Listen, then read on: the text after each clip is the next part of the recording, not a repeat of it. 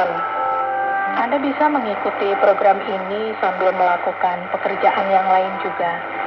Anda bisa juga mengikuti acara ini bersama rekan, sahabat, atau keluarga.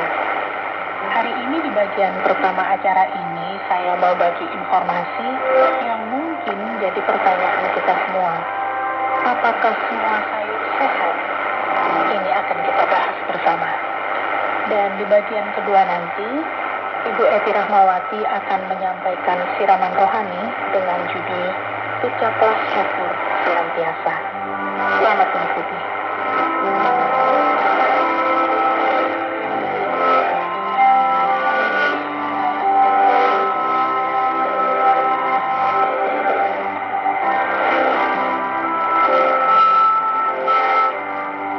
Sahabat wanita, banyak orang yang mempertanyakan apakah semua sayur sehat.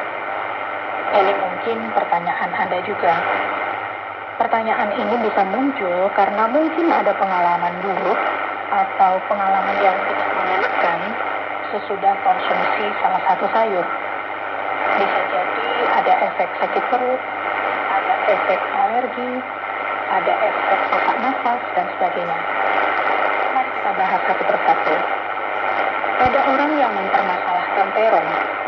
Katanya, sesudah beberapa hari konsumsi terong, ada masalah dengan persediaannya. Terong termasuk tanaman yang mengandung solanina yang sering disebut ikut menyebabkan radang. Bagi Anda yang menderita peradangan atau masalah sakit, sebaiknya menjauhi terong. Di samping itu, sayur ini juga mengandung oksalat yang ikut menyebabkan pembentukan batu ginjal bagi yang rentan. Jadi bagi Anda yang punya masalah dengan peradangan atau gangguan sendi, atau ada gangguan batu ginjal, sebaiknya memang tidak konsumsi terong. Terong tetap menjadi sayur yang sehat bagi mereka yang tidak ada gangguan sendi, peradangan, maupun batu ginjal. Bagaimana dengan kentang putih?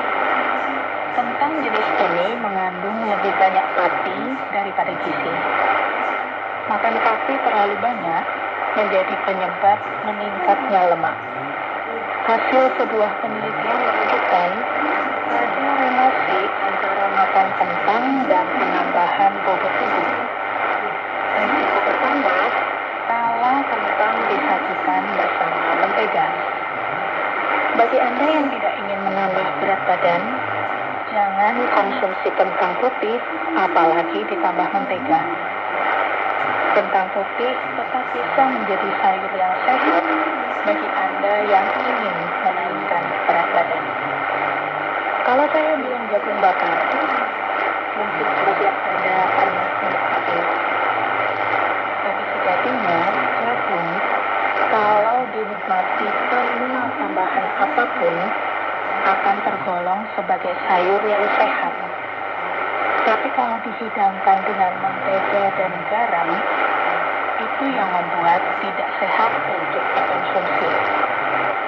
Kalau Anda ingin makan jagung, sebaiknya memilih yang organik, karena jagung adalah tanaman yang paling sering dimodifikasi gennya. Jadi Anda tetap bisa mengkonsumsi jagung sebagai salah satu sayur yang sehat kalau Anda memilih jagung organik dan jagung yang direbus atau diolah tanpa tambahan mentega dan garam. Banyak orang juga antipati dengan bayam. Padahal faktanya, bayam mengandung vitamin A dan K dalam jumlah besar, juga punya elemen yang mencegah kanker. Tapi bayam dari kebun konvensional yang bukan organik biasanya mengandung residu pestisida.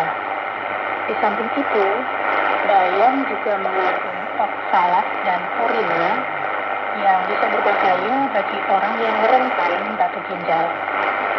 Jadi bagi Anda yang tidak punya gangguan batu ginjal, Anda tetap bisa mengkonsumsi bayam sebagai sayuran sehat dan utamakan bayam yang organik. Saya banyak mengalami gangguan kesehatan. Bahkan pada usia kandungan saya 4 bulan, saya harus menjalani operasi untuk mengangkat tumor dalam rahim saya. Saya merasa takut dan khawatir tentang keselamatan anak saya yang masih dalam kandungan itu. Banyak teman-teman juga khawatir akan keselamatan anak saya itu. Nah, ketika anak saya lahir sehat dan selamat, saya sungguh mengucap syukur kepada Tuhan. Dan teman-teman saya juga ikut senang dan mengucap syukur kepada Tuhan. Intinya saya memuji Tuhan dan menghibur Tuhan Yesus Kristus yang sudah menolong dan menyelamatkan anak saya itu. Sahabat, kita tahu mengucap syukur berarti mengucapkan atau mengungkapkan atau menyatakan rasa terima kasih kepada Tuhan atas sesuatu yang telah kita alami karena pertolongannya. Ucapan syukur bisa berupa doa, nyanyian, atau pujian. Dan apa saja sebenarnya yang membuat kita bersyukur? Pasti kita semua dengan mudah bisa menjawab pertanyaan ini. Kita mengucap syukur untuk anak-anak kita, suami kita, kesehatan kita, makanan kita, dan sebagainya.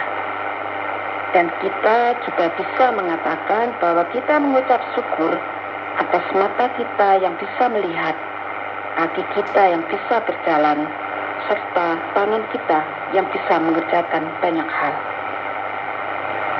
Semua yang kita miliki ini membuat kita hidup enak dan bahagia, bukan? Tetapi bagaimana dengan hal-hal yang membuat kita tidak bahagia? Apakah kita juga mengucap syukur kepada Tuhan?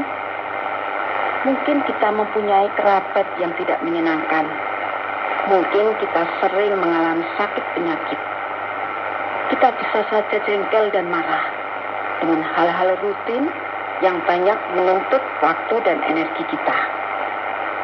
Kita semua tahu bahwa pengalaman-pengalaman yang tidak menyenangkan itu selalu ada dalam hidup kita. Tetapi, apakah kita juga mengucap syukur kepada Tuhan atas hal-hal yang tidak menyenangkan? Kita memang tidak menyukai hal-hal yang tidak menyenangkan, bukan?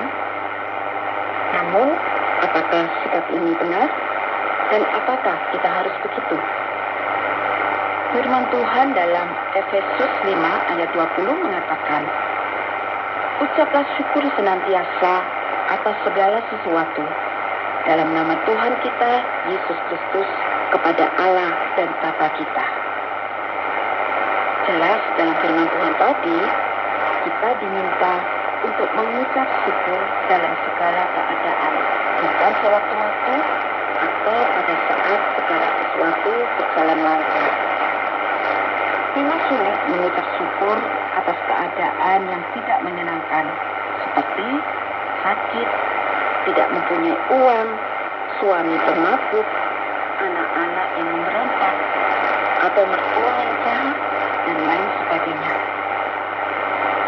Sahabat, bila kita sadar bahwa hal-hal yang buruk, hal-hal yang tidak menyenangkan, hal-hal yang tidak kita sukai, dapat memberi pelajaran rohani kepada kita, dapat membuat diri kita dewasa, maka kita akan mudah menerimanya dan kita bisa mengucap syukur, diberi kesempatan untuk melewati masa-masa sulit atau diberi kesempatan untuk menghadapi masalah. Pengeluhan dan penolakan terhadap semua kesulitan yang kita alami akan menutup pikiran dan hati kita untuk melihat berkat, kekuatan, dan penyertaan Tuhan.